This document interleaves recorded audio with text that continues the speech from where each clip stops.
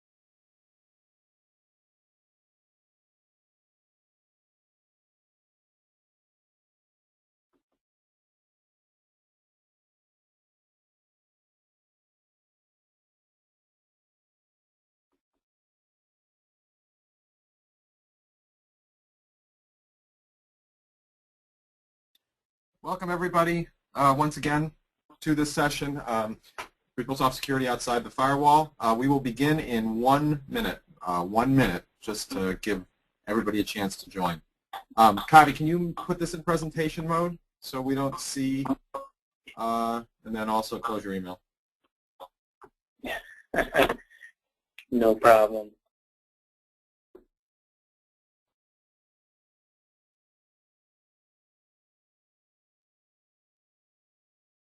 There we go. That's good.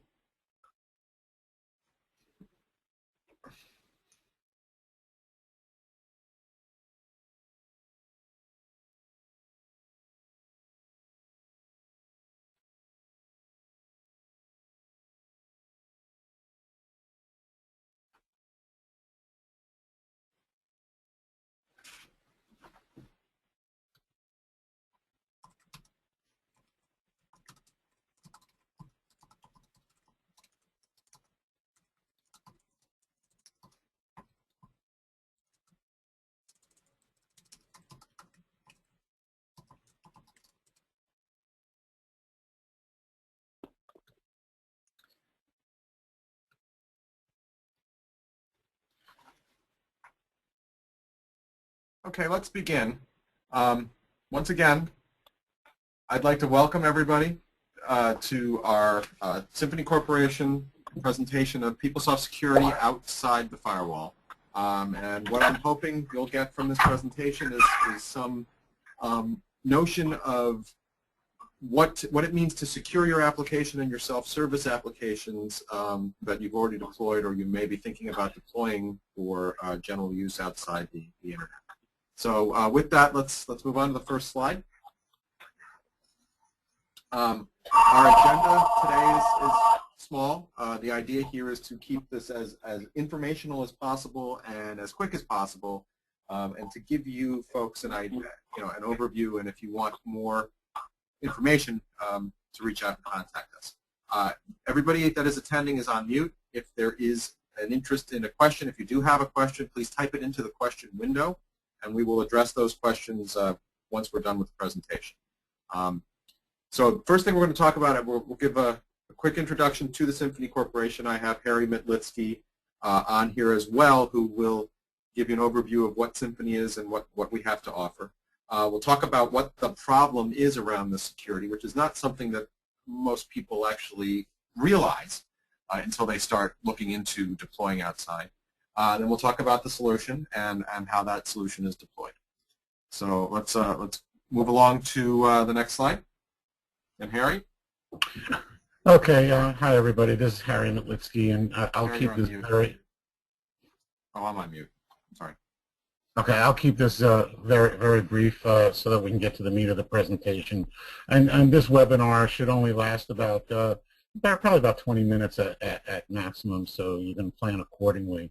But Symphony Corporation was established in 1997. We have approximately 350 employees globally, and we're a consulting organization, but we also sell value-added technology and business process improvements across several industries, and in particular the healthcare industry. The points that I'd like to make is the PeopleSoft practice Symphony acquired, which was JGI in July of last year, and as JGI we had spent over 25 years in the business implementing many projects, including PeopleSoft, ADP, and Loss in Business Intelligence. But our PeopleSoft practice, we've been, the experience that we have, probably if you took the senior management of the organization, we have over 90 years experience in the PeopleSoft practice. We do full service lab upgrades and implementations. Our PeopleSoft consultants average about 9 years experience, and in total we've probably done well over 150 implementations. We are a certified Oracle partner, a certified Accelerate partner, which is there is only 2 in the entire country, which means what we do is rapid implementations, and we also are a PeopleSoft reseller for the mid-market. So with that, I'll turn this back over to Dan, and Kavi, you can turn the page. I'll give you a little background on what we're discussing here, just and how the problem came up. We quickly realized in doing implementations of PeopleSoft that, especially in large-scale deployments of human resources and payroll applications where users were being given access to the data in the database, to their paychecks, to their benefits information, to their self-service information, lots of clients wanted to give that information, give that ability to their users from their homes, outside the internet. We had a client that was deploying this over a wide area where they would have employees that didn't necessarily have access to company computers inside a corporate network. We realized that we were opening up, in opening up the application to the internet, we were potentially opening up the entire application to the internet. The self-service tools and the ability to deploy PeopleSoft over the web gives you the really nice enhanced ability to be flexible in your deployment. But you want to be flexible, but you also want to be secure. So within that in mind, we discovered that there was potentially a flaw in just deploying PeopleSoft over the internet. How do you provide that functionality while maintaining the security of that sensitive data? Kavi? So in our view, only the self-service items should be accessible from outside the internal network. Pay stubs, self-service activities, the name address change, the benefit elections, individual earnings, not everybody's earnings, and benefit information in the human resources world.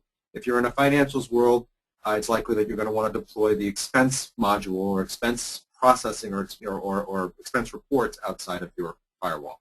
But once you deploy the application outside the firewall, your users who have super user or management user ability, they have access to everything they would have access to internally. So, Kavi, let's look at the next slide. So as delivered, you can deploy self-service website, you can put it in a DMZ, you can secure the port connection between the DMZ, between the web server and the app server. You can do everything from a technical perspective to secure your environment from people hacking in and trying to break through and trying to break into your internal network. That's not a question. But the security of your application and your data is secured at the PeopleSoft permission list level. So if you have a login to PeopleSoft, you're inside and you log in, you see manager self-service, you see, if you're somebody who can see people's salaries, you see people's salaries. You go outside to a similarly deployed PeopleSoft that's deployed outside the firewall, you log in with your credentials or a PS credential or a super user credential that might exist, and you see all the same information. All of a sudden, all of your company information, it's being seen outside your firewall, potentially.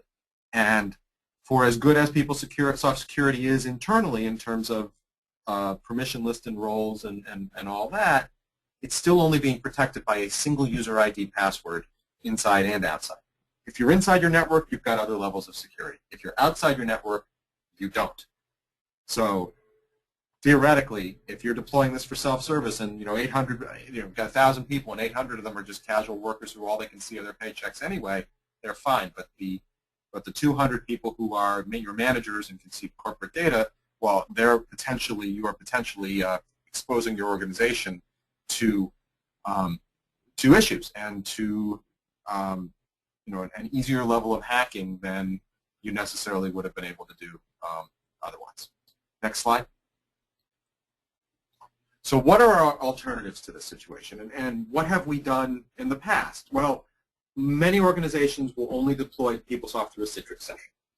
Well, that means that they have to log into Citrix, log into their network, log into their environment. Maybe they have an RSA token to get there, to bring up a virtual desktop and a virtual browser to go into Citrix and access their information.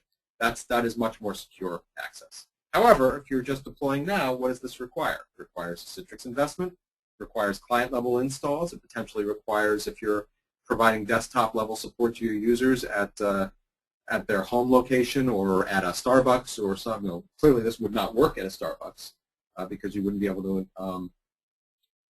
You would not be able to deploy the Citrix viewer on a public workstation. So this is not an ideal solution. What's the secondary? What's another solution? Deploy VPN authentication. Make all your users log in through a VPN, through a client-based VPN, before they're able to access the PeopleSoft application. Well, that is treating your users, making them authenticate, makes it seem as if they are coming inside your network to get to PeopleSoft. That's very secure as well. However, it's got some of the same drawbacks as Citrix, actually even more. It requires potentially an expensive deployment to all your personnel. It means that somebody at a home PC would have to have a client installed. A Starbucks PC, somebody at a Starbucks or a public terminal would not be able to log in and access their paycheck information. So your folks that don't have home PCs would be out of luck. So it's a less than ideal solution for a larger scale deployment. A third alternative requires some kind of geekery. You can do additional reverse proxy network authentication. We do have some clients that have done this using Microsoft authentication on top of PeopleSoft authentication. That can be incredibly complicated to deploy properly, and it can also confuse your users. As they try to log in, they get one login, and then they get another login, which can cause problems as well. So what do we think in our world? What did we come up with? What's our solution? Next slide. So we've developed a custom self-service security solution that automatically determines the sign-in location of the user based on their IP address and the incoming web server, and then manipulates their permission lists that are available based on where they are logging in from. So let me drill into this. If your user, if your super user, your manager, your PS level user is logging in from the internal network, they get all the roles in their permissions. They get to see everything that they have access to. If that same user logs in from the outside, they will only have access to the self-service functions that your organization has designated as self-service, and will not be able to see anything other than those functions. If you take a look at this page, this is a snapshot of the page where we define where the valid, what roles, this is all PeopleSoft role driven. So what you do is you define the roles that are valid for self-service outside of your firewall, and it's all your roles. So it's your manager roles, your employee roles, anything that you deem to be valid outside of your four walls, that's defined here.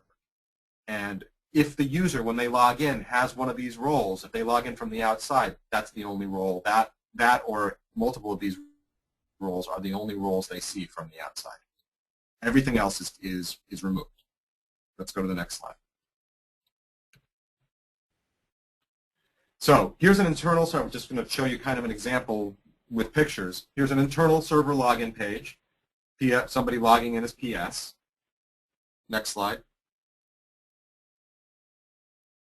You can see the internal menus. You can see the whole list of menus that they have available to them. It is PS. They get to see everything. This is a super user ID. It's able to see everything. If we go to the next slide, we can see the external login page, and you can see I did that from Safari, so we can show a little bit of a difference. We're logging in once again as PS. If we go to the next slide, that's the only roles that are available. Those are the self-service roles. Instead of seeing that full drop-down menu list with all the people tools and all of the possible pages, you only see what's allowed to be seen from what you're allowed to do from outside your firewall. And this is all happening behind the scenes. Same login, same server, same database, but the security is being managed through some code and through some manipulation. Let's go to the next slide. So how do we deploy this? So our solution basically uses sign-on people code and some combination of filtering to understand where the secured computers, where you're coming in from as a user, what the name of the external web server is, and then what your authorized security roles are, and then it will manage the authorized roles or the available roles based on where you're coming in from. So we work with you to determine the IP range of the secured computers, your internal network, to determine the name of your secure external website, and then to build your external permission lists. And we do, even if these permission lists are redundant with internal permission lists, our recommendation here is to build specific external permission lists for specific roles. Employee, manager, expenses, paychecks, just what those are. That way there's much more granularity as to your ability to manage this. And then we deploy and test the custom solution on the external self-service website. Another nice feature of this that we do put in place is a log file or a log page that you can look at and you can see when a user logged on, what user ID logged on, from what incoming IP address they logged on. So you can see if it's an internal or an external, and then which URL they used to log on. So in this case, you can see the Wisconsin court system that the internal URL is the PS Web 1 blah blah blah, and the external is employee, and there's a flag that says external. So we can see who's logging on, where they're logging on from, and when they log on. Auditors love this, and this can be retained for as long as you want it to be retained. So next page.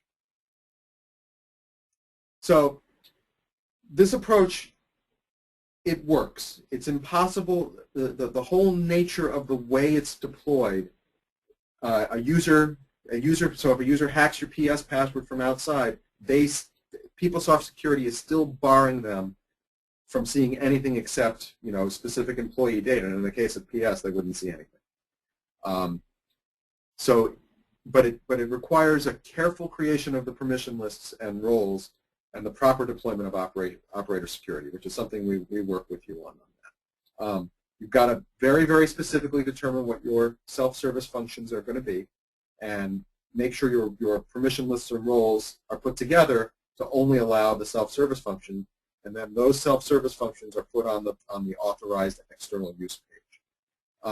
You want to keep management and sensitive functions isolated on non-self-service roles and permission lists, because those are removed from the operator security when they log in from outside. It's a very straightforward solution. It's elegant in its manipulation of the roles, and it's very, very difficult, if not impossible from a PeopleSoft perspective, to get around what's happening in the background. Next slide. This is where we go for questions, and if you want some more follow-up or more information on this, you can contact Harry. But at this point, I'd like to entertain some questions from you and see what if we can answer them for you now. Harry, can you read off some questions? Yeah, looks like we've got a couple, Dan. The first one is, have you implemented this solution in any PeopleSoft accounts at this time? Yes, we have, and you can see from some of the example screen prints, this was initially deployed at the Wisconsin Supreme Court system, and you can understand why they would be sensitive to external security, being a state court system. Their specific requirement was, in fact, they had 800,000 employees or 900 employees, 890 of which, and I'm not really exaggerating, were casual use employees that really were only going in to see their paycheck or update their personal information. 50% of which probably didn't have their own home computers. So the alternatives to deploying they went into their implementation planning on deploying PeopleSoft outside their firewall regardless, because they needed to be able to provide self-service to their casual users, their court reporters, their contractors, their judges, their folks that don't come into an office, and they really only had 10 or 15 users that really needed the super user access. But when we highlighted the security issues around that, we got into a position where they were trying to justify turning things upside down in terms of VPNs and Citrix, really only for 10 users. So this came out as a really ideal solution for them, since most of their users, internal and external, are exactly the same. But for the super users that are internal, external, they're protected as well. It protects the court system, and it's been deployed there now successfully for close to a year. Another place that we have it is a company down in Texas that's a convenience store chain. Kind of same issue, same ideas, that they have casual users, they have multiple employees, they have casual part-time employees, they have a lot of turnover because their folks are in convenience stores, and needed a solution that was straightforward, that didn't include VPNs and client installations and the requirements for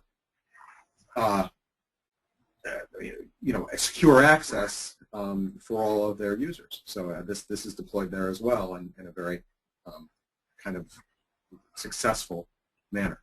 There are others. Just those are a couple of really very good examples. Harry? Okay, and just curious, Dan, the number of employees at Wisconsin, do you know how many there were? There were 900 employees. Okay, so that's a small location, and I know the one in Texas you're talking about is Susser Brands, and they have over 8,000 employees. So this works big and small. Okay. The second question we have is, actually I was going to ask the same question. Why is this functionality not in PeopleSoft? Well, I think that's an excellent question, and I don't have a great answer because I didn't code the software.